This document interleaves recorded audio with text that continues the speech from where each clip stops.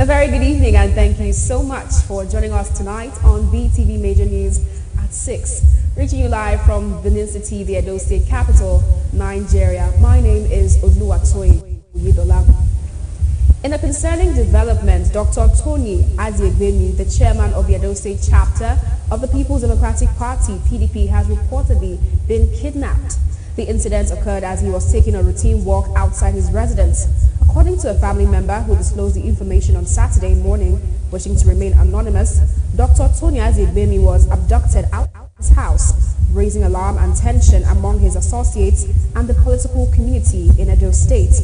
Dr. Tony Aziegbemi, a former member of the House of Representatives, is a prominent figure within the political landscape of Edo State, and his sudden disappearance has sent shockwaves through the state's political circles.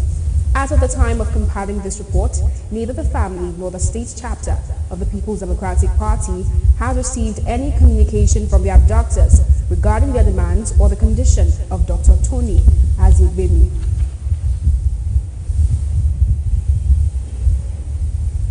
Similarly, the Edo State chapter of the All Progressive Congress says it's received with rude shock the news of the kidnap of the state chairman of the PDP, Dr. Tony Aziegbemi, and has profoundly condemned same, attributing the ugly development to the lack of strong and well-oiled security in Edo State.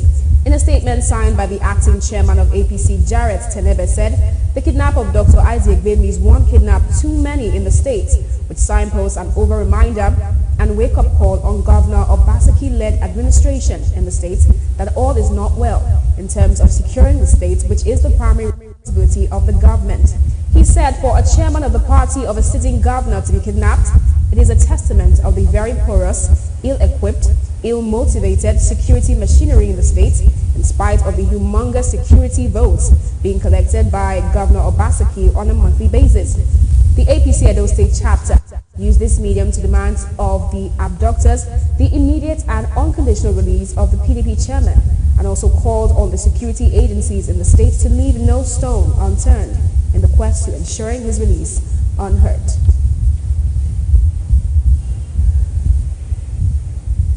Now, still on the matter, Edo State government is on top of the issue of the unfortunate kidnapping of the chairman of the state's chapter of the People's Democratic Party, Dr. Tony Aziegbemi.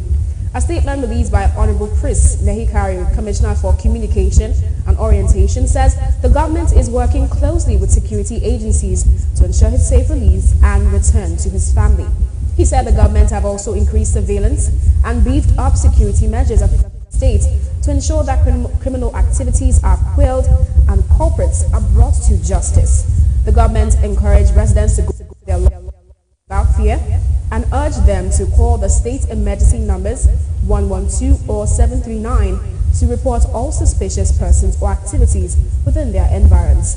The government reassures that it is committed to protecting the lives and property of Edo residents and will spare no resources in ensuring that the perpetrators of this dastardly act are apprehended and made to face the full wrath of the law.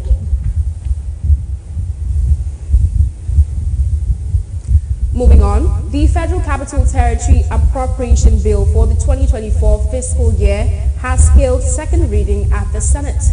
The bill, which was sponsored by the Senate leader Okweyemi Bamidele, seeks to authorize the sum of 1.1 trillion from the Federal Capital Territory Administration Consolidated Revenue Fund.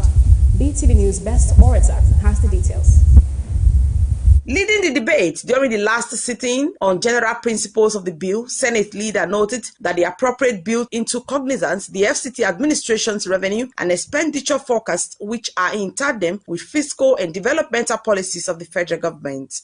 The total proposed FCT 2024 statutory appropriation is 1,770,610,283 naira only, out of which the sum of 140,915,003,856 naira only is for personnel costs, and the sum of 280,527,000 373,668 naira only is for overhead costs, while the balance of 726 billion 338,232,759 naira only is for capital projects for the service of the Federal Capital Territory, Abuja. During the debate, Deputy Senate President Senator Jibrin Barra says support should be given for the quick passage of the bill. I think we should give the bill an expeditious passage because of the challenges before the FCT administration. The minister was here and he wrote out all what he intends to do in terms of the security of lives and properties within the FCT, in terms of infrastructure. In fact, he rolled out issues to do with the innovations he wants to bring to bear in the FCT in order to change the trend of how to... In his remark, President of the Senate, Godswill Akpabio, assured that the bill presented earlier than usual will be expeditiously considered and passed to encourage the Minister of the FCT to advance reforms in the nation's capital. The Minister of FCT, Nyesom Wike, CON, for bringing this bill for the first time in over 10 years, so early in the life of our administration. So seeing this coming now is very highly commendable. It shows that there is a resolve on the part of the minister to transform the FCT in line with the 8-point agenda of the renewed hope of President Bola Ahmed Tinubu's administration. So this Senate has noted his efforts and we commend his efforts, and we hope that other parastatals and other agencies of government whose budgets are yet to be considered will follow suit and not try to bring their budgets in September or October, because this 10th Senate will not stand for it. So we commend the Minister of FCT and we assure him and the entirety of the FCT area councils that we will treat this expeditiously to enable them hit the ground running. A breakdown of the 1.1 trillion naira budgetary allocation of the FCT showed that 280 billion was booked for overhead, 726 billion naira for capital projects, and 140 billion naira for what was termed personnel, bringing the total budget to 1.147 trillion naira. The bill has been referred to the Committee on the FCT to report back on the next legislative session. Best Orator reporting for BeeTv News. The Senior Special Assistant to the President on Special Needs and Equal Opportunities, Mohammed Issa Buba, in a press conference has proposed to President Bola Ahmed Tinubu to appoint Halima Adenike Tejuosho as the Minister of Humanitarian Affairs and Poverty Alleviation, stating that the absence of a minister in the ministry has created a huge vacuum, which has had a negative effect on the welfare of the people with disabilities and the vulnerable groups. BeeTv News' Rebecca Guffey has more details. In line with the vision of President Bola Ahmed Tinubu to ensure inclusion of every segment of the society in his renewed hope agenda, the Senior Special Assistant to the President on Special Needs and Equal Opportunities, Mohammed Issa Abba, have called upon the President to consider Halima Adenike Tejuosho for the position of the Minister of Humanitarian Affairs and Poverty Alleviation. In light of her exemplary service and unwavering dedication to humanitarian causes, I call upon President Bola Ahmed Tinubu to consider Mrs. Halima Adenike for the position of Minister of Humanitarian Affairs and Poverty Alleviation. Her expertise, passion, and proven track record make her eminently qualified to lead effort in addressing the challenges facing the most vulnerable members in our society. We are appealing on behalf of 35 million Nigerian persons with disability. This is our community. This is our community. That's the extent that it is our community, 35 million Nigerian persons with disability, that we are appealing to Mr. President to listen to our own, to endorse her. It is the vulnerable people that endorse her. When we are the people that selected who is supposed to lead us, I think we are going to achieve the desired goal of the Renew Hope agenda of President Bola Ahmed Tinubu. He further added that Adenike's dedication to humanitarian causes has been exemplary, with a track record of selfless service and providing essential support and care to those in need. Mrs. Halima Adenike's dedication to humanitarian causes has been exemplary, which a track record of selfless service and tireless advocacy for the marginalized members of our community. Her efforts have touched countless lives, providing essential support and care to those in need. Her commitment to improving the lives of persons with disability is unparalleled, as evidenced by her involvement in various initiatives aimed at promoting inclusivity and accessibility, from advocating for better healthcare services to champion the education and employment opportunities. Mrs. Adenike has been in a beacon of hope for community of persons with disability for a long. He emphasized on the accomplishment of the office in bringing development and imparting the lives of people with disability. We have done a lot within the short period of our resumption, but there are still a lot more to be accomplished. A series of programs and intervention from the office targeted at bringing development and impacting the lives of persons with disability and vulnerable in our society.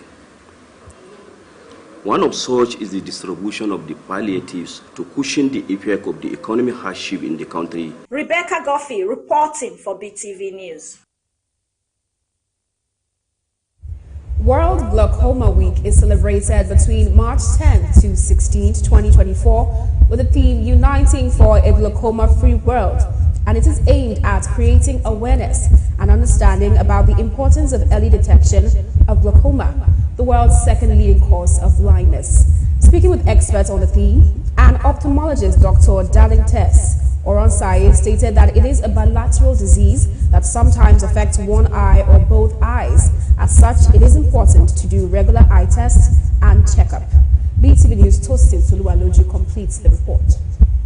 World Glaucoma Week is designed to spread awareness and understanding about the importance of early detection of glaucoma, the world's second leading cause of blindness. This year's edition, observed from March 10th to 16th, 2024, is to lay emphasis on prompt diagnosis and treatment of glaucoma and how it can prevent needless vision impairment. Speaking on glaucoma, an optometrist, Dr. Tobechukwu Idoriyi Keme, who spoke with BeeTv News, stated that it is a group of diseases that can damage the eye's optic nerve and result in vision loss and blindness if left untreated. It's essentially happens when the optic nerve, which is the sight nerve, the nerve we used to see, that connects from the eyes to the brain. So when that nerve is dead, then we'll say blindness has occurred. Glaucoma is the process of the thinning of that nerve. So when the nerve starts thinning out and finally dies, you say glaucoma has caused blindness. Glaucoma can occur at any age, but it is more common among older adults. It has been gathered that many forms of glaucoma have the warning signs, and the effect is so gradual that you may not notice a change in vision until the condition is in its later stages. However, some of its symptoms might include severe headache, severe eye pain, blurred vision, eye redness, gradual patchy blind spots in one side vision. High intraocular pressures, that's the intraocular pressure is the pressure we feel inside of the eye. Just like we have blood pressures, we have eye pressure as well. So if people have, or if someone has high intraocular pressure, the person is predisposed. Dr. Danites Oronsaye noted that some of the causes of glaucoma includes elevated pressure of the eye, hereditary traits, as well as high or low blood pressure. Glaucoma doesn't have any cure as of today, but it can be treated or it can be managed, and the treatment is lifelong for any person with glaucoma. All of the modalities of treatment available right now are all targeted at reducing the pressures inside the eye, the intraocular pressure. So either use eye drops. Their eye drops are reducing the pressures. Eye drops, their tablets. There are also intravenous drugs that we can give to lower the pressure in the eye. You can also, the second option, treatment option available are lasers. She added that the World Glaucoma Week is to create awareness among people on what glaucoma entails and how it can be managed. I'm hoping to raise awareness about the condition glaucoma and the fact that it causes irreversible blindness, the fact that it doesn't cause any pain, so it slowly and irreversibly steals vision from people. So that's the essence of this week. We want people to know that glaucoma, even though it has no cure, it is treatable, and it is early detection is key. Early detection can save vision. With early detection, treatment can be instituted such that the person doesn't lose vision in his or her lifetime, and that's the whole essence of raising this awareness. They, however, counseled that regular eye tests and checkups are imperative for early detection of glaucoma in order to help manage the situation. Tosin Toluwaloju, reporting for BeeTv News. The Nigerian Senate has passed for second reading the Student Loan Access to Higher Education Act Repeal and Enactment Bill 2024. This followed a correspondence by President Bola Tinubu, who wrote to the upper legislative chamber seeking the repeal of the existing law and has submitted a fresh bill to be passed. BeeTv News' Regina Ujomo has details. This request came a day after the announcement of the temporary suspension of the commencement of the student loan scheme, which would allow students of tertiary institutions access to interest-free loan to complete their studies. It is my honor and privilege to lead the debate on the Student Loans Access to Higher Education Act Repeal and Enactment Bill 2024. Mr. President and distinguished colleagues, the bill seeks to enhance the implementation of the Higher Education Loan Scheme by addressing challenges relating to the management structure of the Nigerian Education Loan Fund, applicant eligibility requirements, loan purpose, funding sources, and disbursement. Mr. President and distinguished colleagues, the objectives of the bill are to, 1, provide loans to qualified Nigerians to pay tuition, fees, charges, and upkeep during their course of study. During the debate, several lawmakers lauded the executive bill, which also seeks to address challenges relating to the management structure of the Nigeria Education Loan Fund, applicant eligibility requirements, loan purpose, funding source, and disbursement. I stand to support this bill, this proposed bill, because of its importance, and that shows that Mr. President knows where the foundation of our problems are.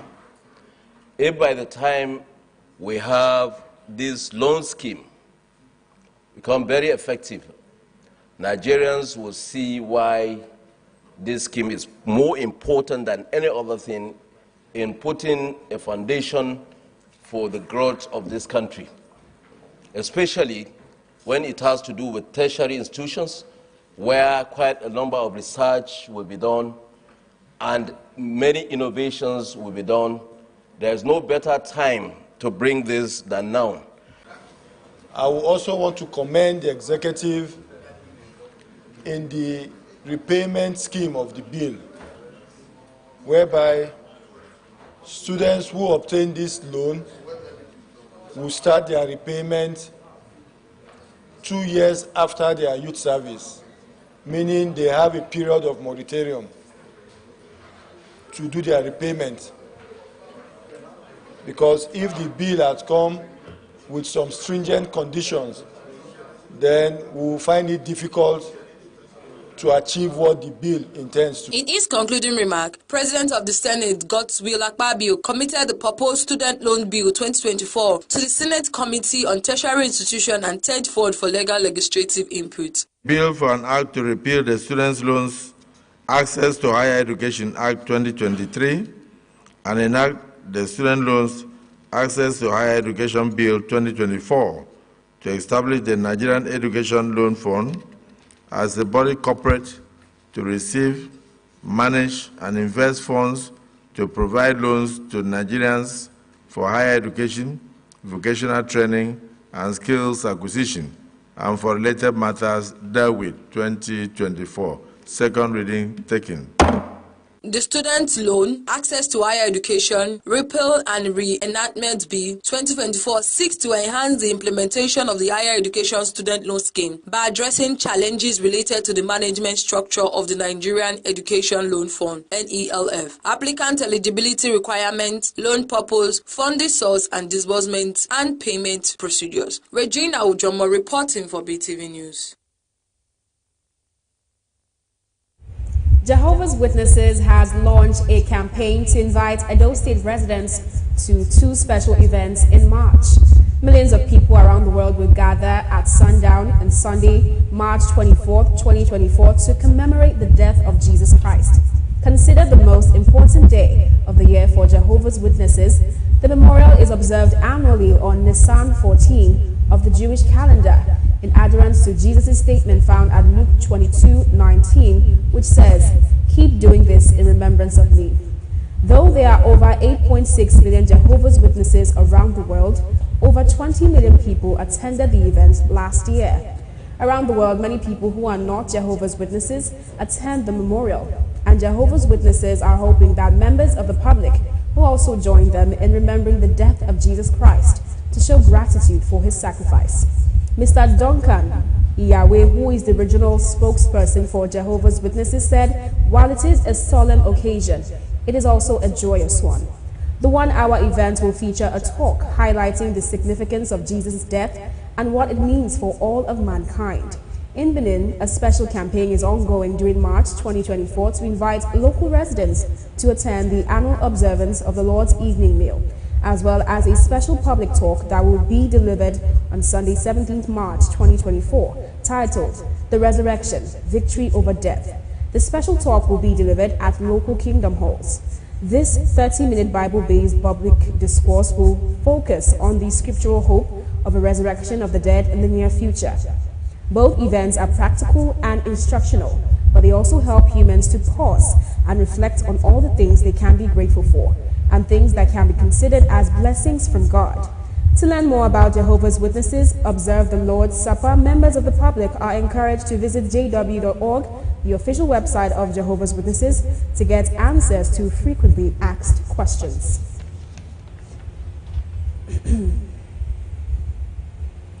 The state of the gully at Okoro in Ego local government area of Edo State has not improved because of lack of attention.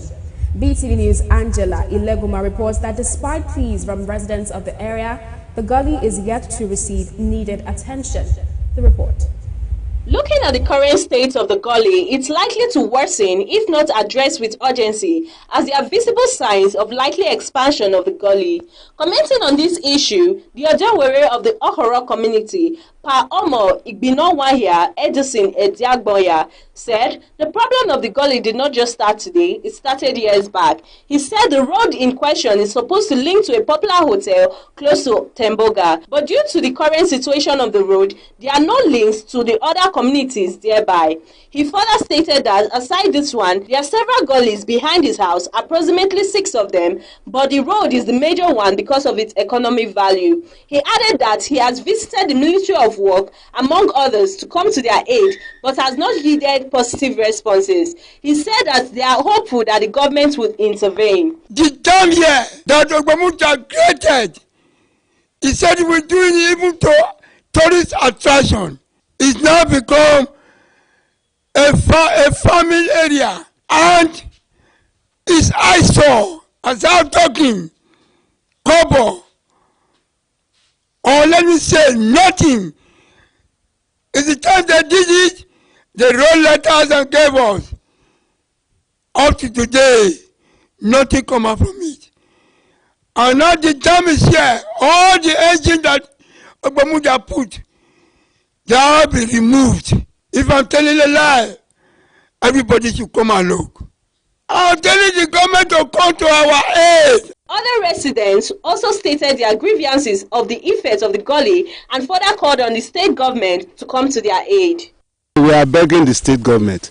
We beg them seriously to come and help us over this gully. It has really destroyed a lot of things. People have died here. I think last year, almost about 2 people died there. A little girl that they sent to go and buy cooking gas fell into the gutter and the gutter flew her here. She died.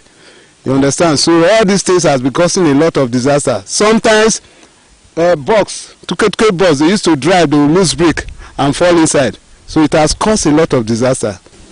We'll be calling for the state government several times in social media everywhere to help us.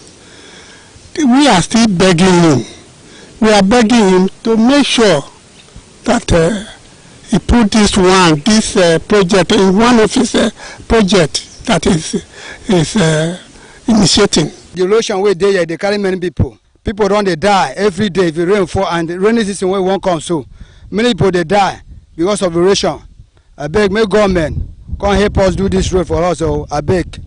Currently at the Okoro Gully, which has been abandoned by the state government for years, the resident therefore calls on the state government to come to their aid as destruction is on a high rate and rainy season is fast approaching. Angela Ilegoma reporting for BeeTv News.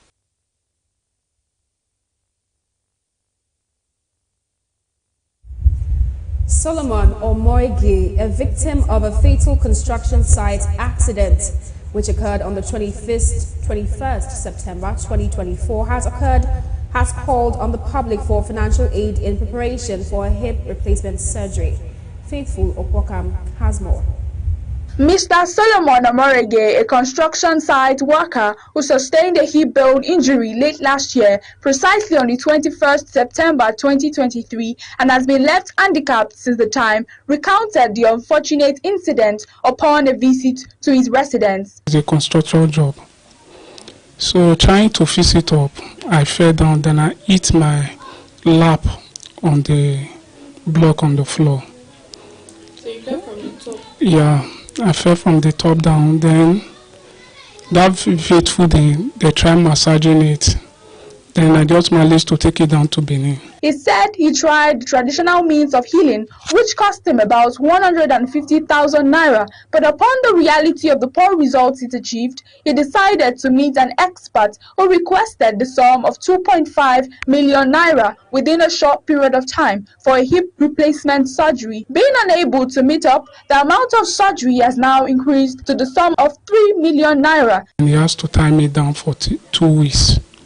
Then he tied the legs, suspend the leg. He said I will not work with it for that 2 weeks. I said okay. And he charged me 150,000. It's just for me, it's good for me to go to the hospital. Getting to this Idioma to Wasota, he said I need to do another scan, that I can't use the former one that I did. So I went for the scan. After the scan, he said I need hip replacement. If I can be able to do the operation that December 5th that I went there, I will pay 2.5 million. If I didn't do it that very day, after then I will pay 3 million naira for the surgery. Mr. Solomon Omorege is appealing to well-meaning individuals for financial support for the hip replacement surgery to be done so that he can stand on his feet again. There is no father, there is no mother. I'm pleading with the public. If there is any assistance they can help me with, so that I can stand on my feet again to walk again. All donations should be paid into the following account. Name: Solomon Omorege, Bank, UBA, account number 2111676660. All donations will be duly acknowledged. Faithful Wokam reporting for BeeTv News. Tiger nuts are increasingly being consumed by Nigerians because of their nutritional benefits. They are said to be rich in a variety of nutrients and have been linked to several health benefits, ranging from better digestion to a reduced risk of heart disease. Seth Okwaifo has more.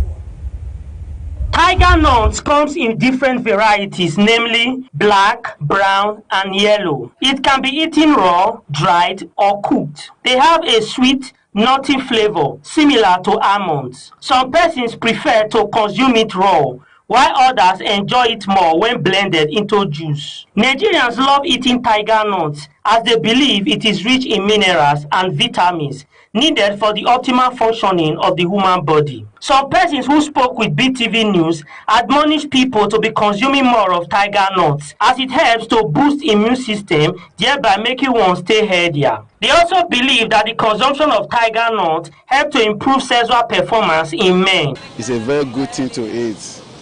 You understand? Because one, it builds your immune against some, some bacteria that fight against antibodies. So, and also it enhances fertilization. It makes men to be very, very much active during sexual intercourse. So I think it's a very good thing to eat when you are eating it. It doesn't cause any harm to the body. Rather, it builds your immune and also make your fertility to be a little bit high. It's an immune booster.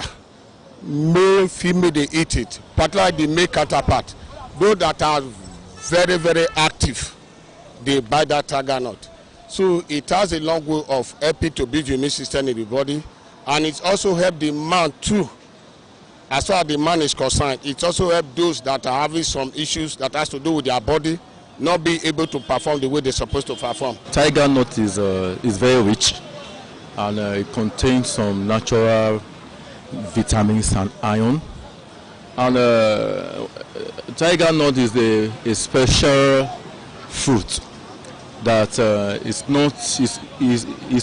something that you don't take for granted when it comes to earthly wise and all that.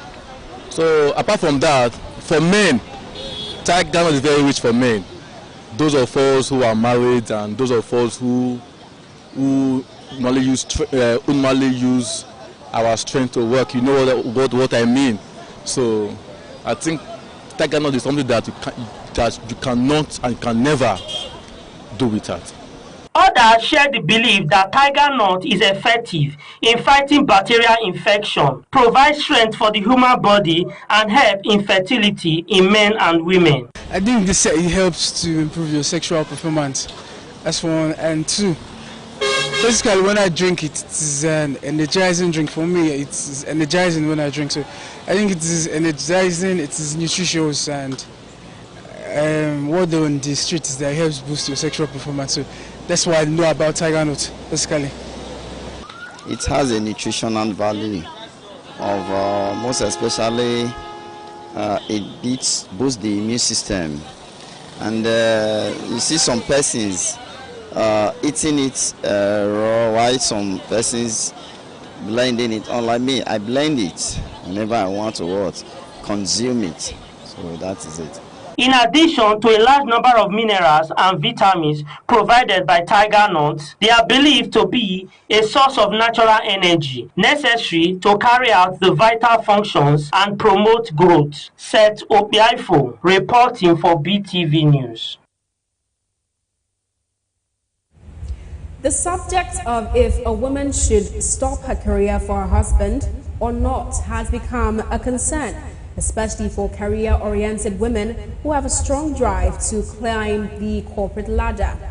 Some are of the notion that family comes first, saying that such women can sacrifice their career for their man, while others feel it is unwise to put their career on the line for their husband. The report. Respondents who spoke with BeeTv News on whether a woman can step down her career for her husband noted that it is subjective to various factors and hinged on the circumstances around it. Having a chat, having a conversation, if need be, yes, she can. I've also seen cases where the man also stepped down his own career for the marriage to work. But like I said, it boils down to conversation. And if it's for the better good of the marriage, then she can. I actually do not think it's okay for a woman to step down on her career because of her husband. But it's actually complicated. It depends on what the husband is doing. But if the husband, due to this economy, can take care of the home, but the woman totally stepping down is not cool. But I think there should be a resolution between them. Marriage involves understanding. Like the saying goes, charity begins at home, and you will not make any good success without any form of sacrifice, you know. So at some point, you need to go down to spring up. You understand? So if it's a marriage where they have mutual understanding, then the woman stepping back to maybe make the marriage work and taking care of the home, one or two things, is laudable, you know.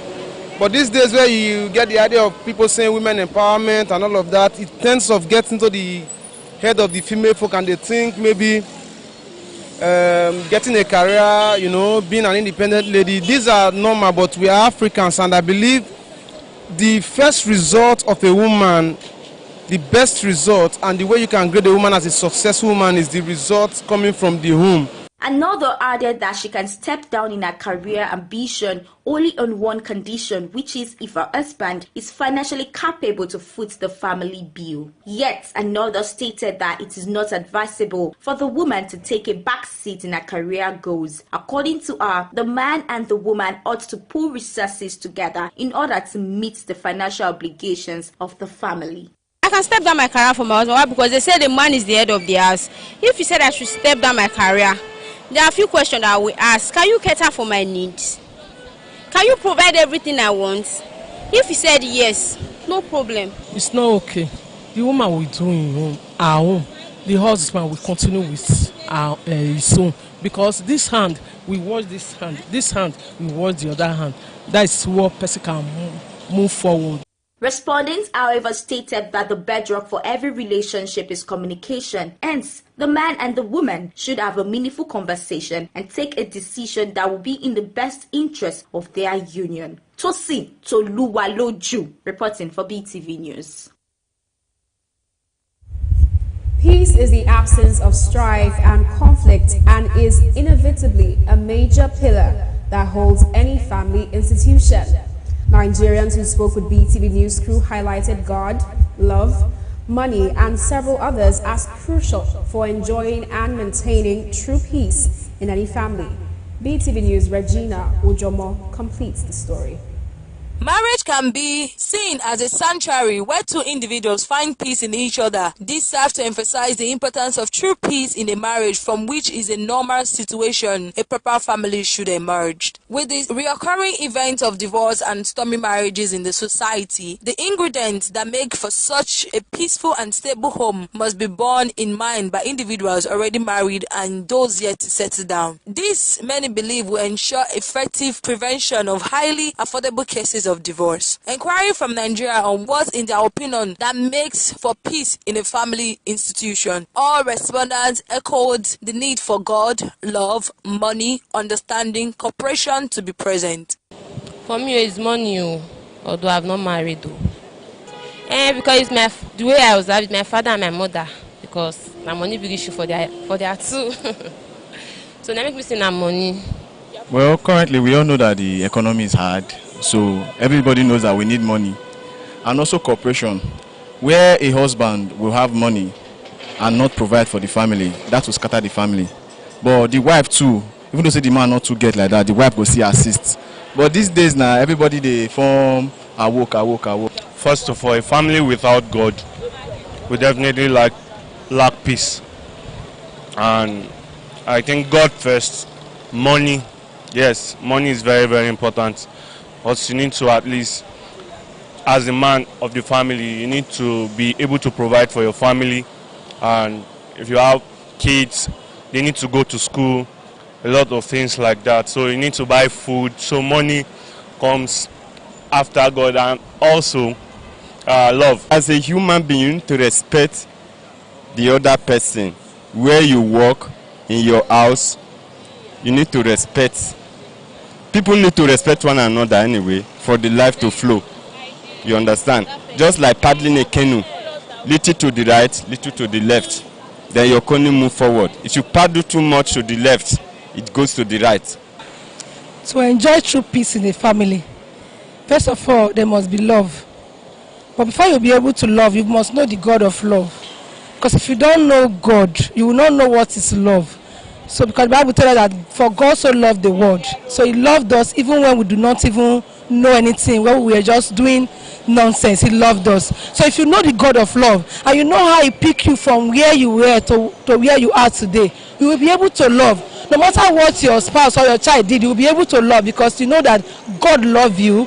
Even with your own mistakes, he loves you. So you'll be able to love another person, and that love will bring peace to the home. A woman went a step ahead to appeal to women to bear with their husband for peace sake, whether or not he's doing well financially, while also making prayer and believing God for a change. So many women, they'll say without no money, no marriage. And at least say, like for example, say man, we fair get. At the end, you not come get like that again. A true love wife supposed to manage with that man. Understand me? So no me say you all leave the man based on say the man not can't get anything again. You just come on leave and say because you not get anything again. No, marriage with the man. Cause when he day you enjoy him. So as you not see there, you see marriage with the man. The respondent said true peace is indispensable to any family that will last and currently bring up the coming generation. Regina Ujomo reporting for BeeTv News. Glasses, also known as eyeglasses or spectacles, are vision eyewear with clear or tinted lenses mounted in a frame that holds them in front of a person's eyes, typically utilizing a bridge over the nose and hinged arms, known as temples or temple pieces, that rest over the ears. In this special report, our correspondent tells us more on the history of eyeglasses. The report. Glasses are typically used for vision correction, such as with reading glasses and glasses used for nearsightedness. However, without the specialized lenses, they are sometimes used for cosmetic purposes. Safety glasses provide eye protection against flying debris for construction workers or lab technicians. These glasses may have protection on the sides of the eyes as well as in the lenses. Some types of safety glasses are used to protect against visible and near visible light or radiation. Glasses are worn for eye protection in some sports such as squash. Glasses wearers may use a strap to prevent the glasses from falling off. Wearers of glasses that are used only part of the time may have the glasses attached to a cord that goes around your neck to prevent the loss and breaking of the glasses. The loss of glasses will be detrimental to those working in these conditions. Sunglasses allow for better vision in bright daylight, and they are used to protect one's eyes against damage from excessive levels of ultraviolet light. Typical sunglasses lenses are tinted for protection against bright light or polarized to remove glare. Photochromic glasses are blacked out or lightly tinted in dark or indoor conditions, but turn into sunglasses when they come into contact with ultraviolet light. Most over-the-counter sunglasses do not have corrective power in the lenses. However, special prescription sunglasses can be made. People with conditions that have photophobia as a primary symptom, like certain migraine disorders, often wear sunglasses or precision-tinted glasses, even indoors and at night. Specialized glasses may be used for viewing specific visual information, for example, 3D glasses for 3D films, stereoscopy. Sometimes glasses are worn purely for fashion or aesthetic purposes. Even with glasses used for vision correction, a wide range of fashions are available, using plastic, metal, wire, and other materials for frames. The earliest recorded comment on the use of lenses for optical purposes was made in 1268 by Roger Bacon. The first eyeglasses were estimated to have been made in central Italy, most likely in Pisa, by about 1290. In a sermon delivered on 23rd February 1306, the Dominican friar Giordano da Pisa wrote, "It is not yet 20 years since there was found the art of making eyeglasses, which make for good vision. And it is so short a time that this new art, never before extant, was discovered. I saw the one who first discovered and practiced it, and I talked to him." Giordano's colleague, Friar Alessandro della Spina of Pisa, was soon making eyeglasses. The ancient chronicle of the Dominican monastery of St. Catherine in Pisa records eyeglasses having first been made by someone else who was unwilling to share them. He, Spina, made them and shared them with everyone with a cheerful and willing heart. Venice quickly became an important center of manufacture, especially due to using the high-quality glass made at Murano. By 1301, there were guild regulations in Venice governing the sale of eyeglasses, and a separate guild of Venetian spectacle makers was formed in 1320. In the 14th century, they were very common objects. Francesco Petrarca says in one of his letters that until he was 60, he did not need glasses, and Franco Sacchetti mentions them often in his Trecento novel. The earliest pictorial evidence for the use of eyeglasses is Tommaso da Modena's 1352 portrait of the Cardinal Hugh de Saint-Cher reading in a scriptorium. Another early example would be depiction of eyeglasses found north of the Alps in an altarpiece of the Church of Bad Wildingen, Germany in 1403. These early glasses had convex lenses that would correct both hyperopia, farsightedness, and the presbyopia that commonly develops as a symptom of aging. Although concave lenses for myopia, nearsightedness, had made their first appearance in the mid-15th century, it was not until 1604 that Johannes Kepler published the first correct explanation as to why convex and concave lenses could correct presbyopia and myopia. Early frames for glasses consisted of two magnifying glasses riveted together by the handles so that they could grip the nose. These are referred to as rivet spectacles. The earliest surviving examples were found under the floorboards at Kloster Wehrhausen, a convent near Celle in Germany. They have been dated to circa 1400. The world's first specialist shop for spectacles, what we might regard today as an optician, opened in Strasbourg, then Holy Roman Empire, now France, in 1466. The 17th century claim by Francesco Redi that Salvino degli Armati of Florence invented eyeglasses in the 13th century has been exposed as erroneous. Marco Polo is mistakenly claimed to have encountered eyeglasses during his travels in China in the 13th century. However, no such evidence appears in his accounts. Indeed, the earliest mentions of eyeglasses in China occur in the 15th century, and those Chinese sources state that eyeglasses were imported. In 1907, Professor Berthold Laufer speculated in his History of Glasses that for glasses to be mentioned in the literature of China and Europe at approximately the same time, it was probable that they were not invented independently, and after ruling out the Turks, proposed India as a location. However, Joseph Needham speculated that the mention of glasses in the Chinese manuscript Laufer, used in part to credit the prior invention of them in Asia, did not exist in older versions of that manuscript, and the reference to them in later versions was added during the Ming Dynasty.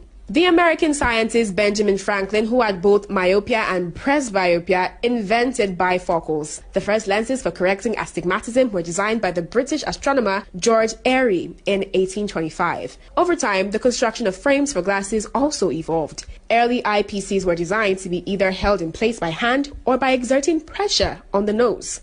Girolamo Savonarola suggested that eyepieces should be held in place by a ribbon passed over the wearer's head, this in turn secured by the weight of a hat. The modern style of glasses held by temples passing over the ears was developed sometime before 1727, possibly by the British optician Edward Scarlett. These designs were not immediately successful, however, and various styles with attached handles such as scissors glasses and lorgnettes were also fashionable from the second half of the 18th century and into the early 19th century. In 2008, Joshua Silver designed eyewear with adjustable corrective glasses. They work by using a built-in syringe to pump a silicone solution into a flexible lens. Despite the popularity of contact lenses and laser corrective eye surgery, glasses remain very common as their technology has improved. For instance, it is now possible to purchase frames made of special memory metal alloys that return to their correct shape after being bent. Other frames have spring-loaded hinges. Either of these designs offer dramatically better ability to withstand the stresses of daily wear and the occasional accident. Modern frames are also often made from strong, lightweight materials such as titanium alloys, which were not available in earlier times. In the 1930s, spectacles were described as medical appliances. Wearing spectacles was sometimes considered socially humiliating. In the 1970s, fashionable glasses started to become available through manufacturers, and governments also recognized the demand for stylized eyewear. In recent years, it has become common for consumers to purchase eyewear with non-prescription lenses as a fashion accessory. And that is our special report on the history of eyeglasses. Oluwatoyin Oyedola reporting for BeeTv News.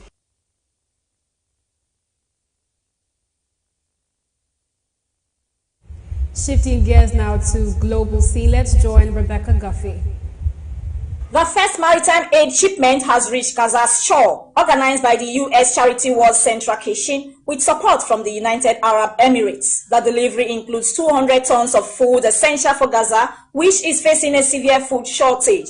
Despite accusations of hindering aid deliveries, Israel denies impeding access and allows aid through 2 crossings in the south. The shipment aboard the Spanish charity ship Open Arms underwent inspection in Cyprus before reaching Gaza. The trial aims to assess the effectiveness of the sea routes compared to air and land deliveries. World Central Kitchen confirms the successful unloading of cargo, with teams working overnight to distribute the aid in Gaza, where there is no functional port.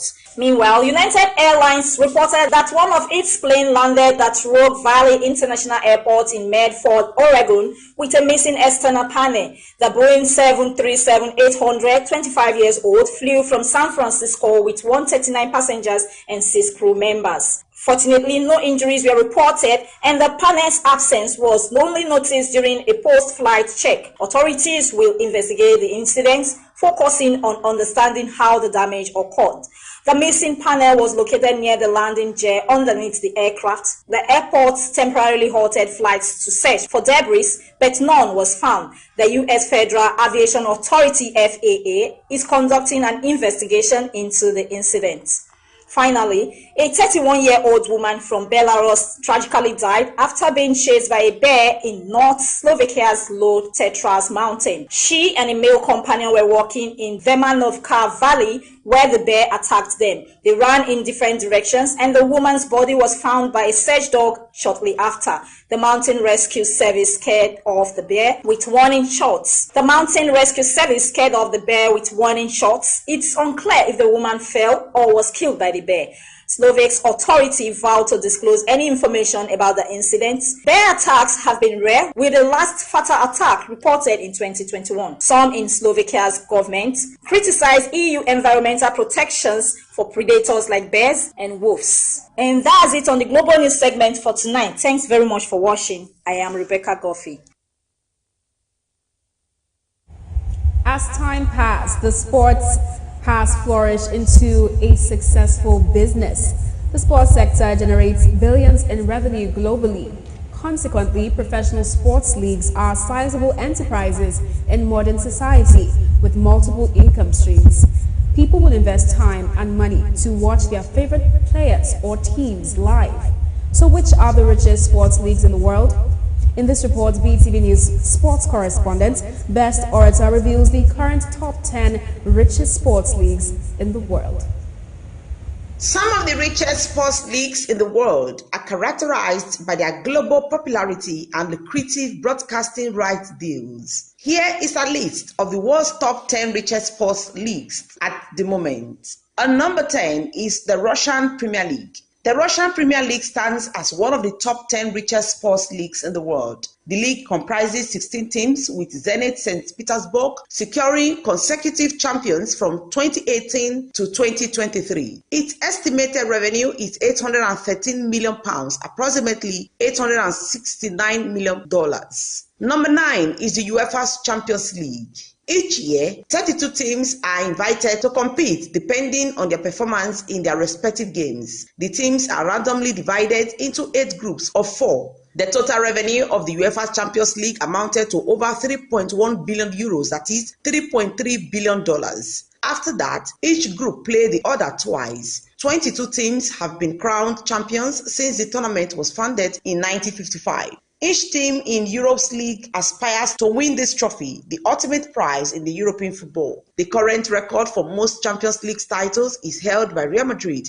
Next is the German's Bundesliga. In Germany, spectators regularly fill stadiums to watch games in the Bundesliga. On average, they sell 42,738 tickets for every game. The German Football Association announced that the combined revenues of the country's professional team topped 4 billion euros in 2018, an increase of 5.4% from the previous football season. During the 2021-2022 season, the Bundesliga's overall revenue surpassed 3.6 billion euros, that is $3.8 billion, indicating a modest uptick from the previous year. Bayern Munich has clinched the German First Division title 33 times. Next is the La Liga. The Spanish La Liga is the best football league in Spain and is 7th on the list of the best in the world. La Liga is not as well known as the English Premier League. It is home to 2 of the best football teams in the world, Real Madrid and Barcelona. La Liga generates revenue from commercial deals, player transfers, ticket sales, and broadcasting deals. The 2017-2018 season saw a record-breaking increase of 20.6% in revenue for La Liga clubs, with a total of £4.479 billion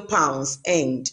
With the relaxation of capacity restrictions in the previous season, the total revenue for La Liga experienced a substantial 23% surge, reaching $5.33 billion in 2021-2022 period. Number 6 is the National Hockey League. Although the Public Hockey Association may be one of the weaker games in Northern America compared to other parts of America, it has a massive fan base. During the 2017-2018 season, the National Hockey League generated $4.2 billion, making it the most lucrative hockey league in the world. That figure grew to $5.09 billion in the 2018-2019 season, thanks to an extra $2 billion or $200 million per season paid by the NBC and NBC Sportsbet as part of a decade-long licensing deal. In the 2021-2022 season, the total league revenue of the National Hockey League was $5.95 billion. Next is the English Premier League. Each English club earns money even through business operations and sponsorship deals. Approximately $5.3 billion is the result of the English Head Association's leveraging of television broadcasting licenses. In 2016, for instance, the Chief Association approved a television contract for $13.6 billion. Each of the 20 teams in the league received an equal share of these resources. Using publicly available data, the Head Association earned £5.3 billion in the fiscal year of 2016-2017. The advantages increased due to Man United's association's acquisition of Cristiano Ronaldo and Romelu Lukaku in the past seasons. During the 2021-2022 season, the cumulative revenue of clubs in the English Premier League surged to around £5.45 billion English pounds. This marked a notable 11% increase in total revenue compared to the preceding year. And number 4 is the Indian Premier League. Cricket is not among the most popular sports in the world. It is 3 years quite surprising that the seasons have landed it on a list of essential sports federations. Remarkably, they are in 4th place, with attendance much exceeding hockey and unexpectedly the most significant football associations prominently featured the Indian Head Association in their discussions. A staggering $7 billion is earned by an organization with only 2 bands, each of which typically performs for only 2 of the year's 12 months. However, when you realize that cricket is the most popular sport in India, a country with a population of 1,399,000,000, you may begin to see the gravity of the situation. India is so dedicated to cricket that a significant match often delays other activities. In 2022, the Indian Premier League's worth reached approximately $8.4 billion, reflecting a notable upturn from the pandemic years. This resurgence was propelled by a new media rights auction and the addition of 2 extra teams. Next is the Major League Baseball. Baseball, like soccer, has a minimal international fan following because most players are drawn from regional support bases. Many have repeatedly said that having many North Americans on their side is a considerable advantage, and the Major League base is among the wealthiest sports leagues in the world. While in 1992, as the starting point, $1.2 billion has been generated through several cross-income streams, averaging 2018's growth rate of $10.7 billion and 2019's projection of $10.8 billion. It has also grown to $10.3 billion. Therefore, profit made by each team in the 2017-2018 season was above $300 million.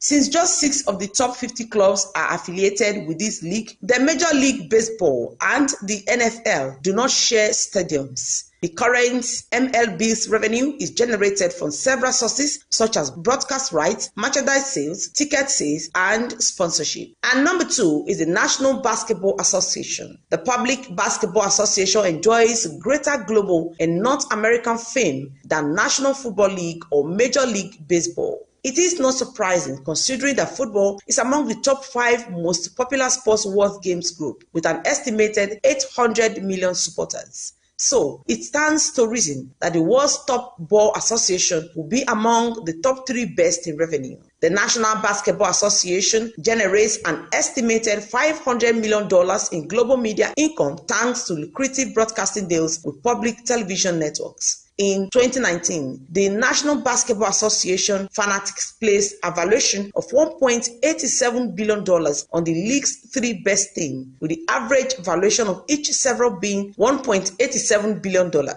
The 2022-2023 season, the 30 franchises of the National Basketball Association collectively generated a revenue of $10.58 billion, marking a notable rise of over $500 million compared to the preceding year. Regular attendance and discounted tickets revealed the unstoppable rise of the NBA games with a value of above $2 billion, including the Los Angeles Lakers, New York Knicks, Chicago Bulls, and Golden State Warriors.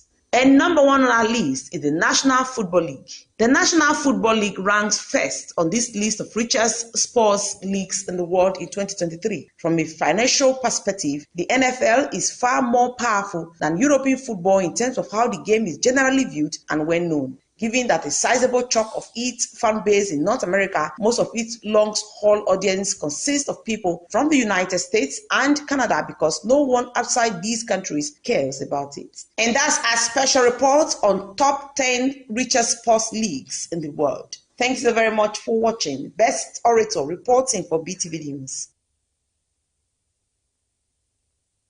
And with that, we've come to the end of our news package for tonight. It was a pleasure to have you on board with us. My name is Oluwatoyin Oyedola. Have a good night.